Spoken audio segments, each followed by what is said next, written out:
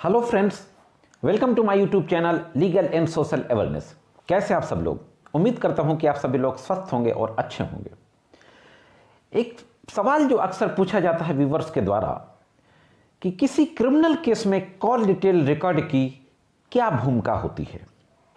तो आज के इस एपिसोड में बातचीत करूंगा कि किसी क्रिमिनल केस में कॉल डिटेल रिकॉर्ड की क्या भूमिका होती है और कॉल डिटेल रिकॉर्ड क्या सिर्फ क्रिमिनल केस में इस्तेमाल होती है या सिविल के केसेस में भी इस्तेमाल होती है, और क्या टेलीकॉम कंपनियों को किसी मोबाइल फोन का रिकॉर्ड सुरक्षित रखने की कानूनी बाध्यता होती है।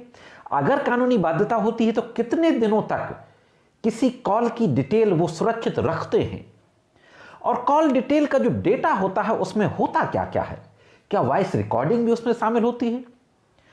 यह कॉल डिटेल रिकॉर्ड एक आम आदमी को क्या मिल सकती है, अगर मिल सकती है तो उसके लिए कानून क्या है। इन सारी बातों के बारे में आज के इस एपिसोड में बात करने जा रहा हूं, तो जुड़े रहें आखिरी तक। देखते हैं कि इस संबंध में कानून क्या कहता है। साथियों, किसी भी क्रिमिनल केस में कॉल डिटेल रिकॉर्ड की एक महत्वपूर्ण भूमिका होती है।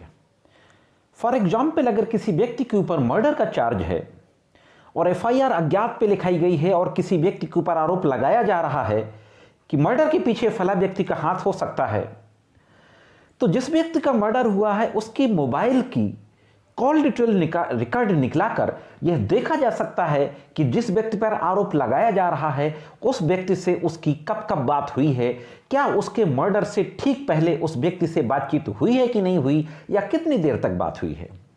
इस तरीके से कई केसेस हैं जिसमें कॉल डिटेल रिकॉर्ड एक अहम भूमिका निभाती है। दूसरी सिचुएशन यह है कि अगर किसी व्यक्ति के ऊपर यह आरोप लगाया जा रहा है कि उस व्यक्ति ने उस दिन उस समय पर उस जगह पर एक घटना कारित की है, और जिस व्यक्ति पर आरोप लग रहा है वह व्यक्ति कहता है कि उस दिन तो मैं वहां पर था ही नहीं, मैं किसी दूसरे शहर में था उस समय पर, तो उस व्यक्ति की कॉल डिटेल रिकॉर्ड निकलाकर उसकी लोकेशन को ट्रेस आउट किया जा सकता है। इस तरीके से एक महत्वपूर्ण भूमिका होती है कॉल डिटेल रिकॉर्ड की। अब जहां तक यह सवाल है कि टेलीकॉम कंपनियों की क्या कानूनी बाध्यता होती है कॉल डिटेल रिकॉर्ड को रखना, और अगर बाध्यता होती है तो कितने दिनों तक वो कॉल डिटेल रिकॉर्ड रख सकते हैं। दोस्तों, दूरसंचार विभाग के नोटिफिकेशन के अनुसार जितनी भी टेलीकॉम कंपनियां हैं उनको अब मिनिमम 2 साल तक किसी भी कॉल के डेटा को सुरक्षित रखने की बाध्यता है। हाँ दोस्तों, हर टेलीकॉम कंपनी जो नंबर वहां से जारी हुआ है उसमें जितनी भी कॉल आती हैं उन सभी कॉल का डेटा 2 साल तक सुरक्षित रखेंगी, और जब उसको डिलीट करेंगी तो उसके लिए भी टेलीकॉम कंपनियों को दूरसंचार विभाग से अनुमति लेनी होगी। अब जो अहम सवाल है कि कॉल डिटेल रिकॉर्ड में होता क्या क्या, डेटा क्या होता है, क्या वॉइस रिकॉर्डिंग भी उसमें शामिल होती है। दोस्तों, जो डेटा होता है वो सिर्फ इस बात का होता है कि इस नंबर पर किस किस नंबर से किस किस समय पर और कितनी कितनी तारीखों को कॉल आई और कितने टाइम ड्यूरेशन पर बात हुई, और लोकेशन भी ट्रेस होती है कि यह नंबर उस समय कहां पर था। तो लोकेशन, टाइम ड्यूरेशन और कॉल का नंबर, ये सारी चीजें कॉल डिटेल के डेटा में आती हैं। वॉइस रिकॉर्डिंग उसमें शामिल नहीं होती। किसी भी व्यक्ति की वॉइस को रिकॉर्ड करना फंडामेंटल राइट्स के खिलाफ होता है, राइट टू प्राइवेसी के खिलाफ होता है। किसी व्यक्ति की कॉल को अगर कोई रिकॉर्ड करता है तो उसके निजता के अधिकार का हनन होता है। इसीलिए किसी भी व्यक्ति की कॉल की वॉइस रिकॉर्ड नहीं की जा सकती है।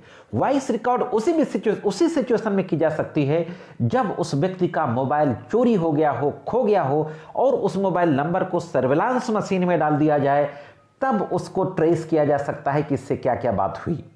अदरवाइज जनरल किसी व्यक्ति की वॉइस रिकॉर्ड नहीं की जा सकती है। अब जहां तक यह सवाल आता है कि कॉल डिटेल रिकॉर्ड मिलती किसको है। ड्यूरिंग इन्वेस्टिगेटिंग ऑफिसर की जिम्मेदारी है कि इन्वेस्टिगेटिंग ऑफिसर टेलीकॉम कंपनियों को एप्लीकेशन देता है अपने सीनियर ऑफिसर्स से परमिशन लेने के बाद, और उनको नंबर्स प्रोवाइड करता है कि इन नंबर्स की इतने समय की मुझे कॉल डिटेल रिकॉर्ड उपलब्ध कराया जाए। तो टेलीकॉम कंपनियां फिर आईओ को कॉल डिटेल रिकॉर्ड उपलब्ध कराने से मना नहीं कर सकती हैं। अगर आईओ किसी केस में कॉल डिटेल रिकॉर्ड की जरूरत है और आईओ नहीं निकाल रहा, तो जो उससे पीड़ित है वह भी पुलिस के सीनियर ऑफिसर्स को और आईओ को भी एप्लीकेशन दे सकता है कि इन नंबर्स की कॉल डिटेल को निकाला जाए। ये महत्वपूर्ण साक्ष्य हो सकते हैं। एक सिचुएशन ये आती है कि आईओ ने कॉल डिटेल रिकॉर्ड नहीं निकाला, इन्वेस्टिगेशन पूरा हो गया, अदालत में चार्जशीट सबमिट कर दी गई। तो चार्जशीट सबमिट होने के बाद जो पीड़ित पक्ष है वो न्यायालय में प्रार्थना पत्र दे सकता है सेक्शन 91 सीआरपीसी के तहत, और न्यायालय से ये प्रेयर कर सकता है कि इन कंपनियों की कॉल डिटेल रिकॉर्ड को मंगा लिया जाए। तो न्यायालय अगर जरूरत समझती है, उसको लगता है कि हाँ ये रिलेवेंट बातें हैं और ये एक रिलेवेंट एविडेंस है, तो उसको न्यायालय भी मंगाने का आदेश पारित कर सकता है। जहां तक ये सवाल है कि ये सिर्फ क्रिमिनल केसेस में इस्तेमाल होती हैं या सिविल केसेस में भी इस्तेमाल होती हैं, तो कॉल डिटेल रिकॉर्ड क्रिमिनल में तो इस्तेमाल होती हैं, बल्कि आवश्यकता पड़ने पर सिविल केसेस में भी इसका इस्तेमाल किया जा सकता है। अब सबसे महत्वपूर्ण बात कि कॉल डिटेल रिकॉर्ड को क्या आसानी से साबित किया जा सकता है।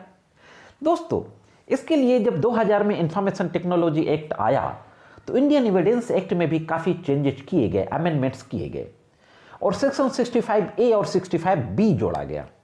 65A में कहा गया इलेक्ट्रॉनिक रिकॉर्ड के संबंध में, और 65B में कहा गया कि इलेक्ट्रॉनिक रिकॉर्ड कब रिलेवेंट होंगे, यानी इलेक्ट्रॉनिक रिकॉर्ड को कैसे प्रूव किया जा सकता है, जिसमें सिर्फ एक कॉल डिटेल रिकॉर्ड नहीं बल्कि किसी भी तरीके का व्हाट्सएप मैसेज, किसी भी तरीके की फोटोज जो कंप्यूटर के जरिए भेजी गई हो, मोबाइल के जरिए भेजी गई हो, WhatsApp chat, Facebook messenger chat, किसी भी तरीके के मैसेज, आपके मोबाइल के इनबॉक्स मैसेज, ईमेल के जरिए कोई चीज़ भेजी गई हो, जो भी इलेक्ट्रॉनिक डिवाइसेस के जरिए भेजी गई हैं, वो सब इलेक्ट्रॉनिक दस्तावेज हैं, इलेक्ट्रॉनिक रिकॉर्ड हैं, और उनको 65B इंडियन एविडेंस के प्रोविजंस की लाइट में प्रूव किया जा सकता है।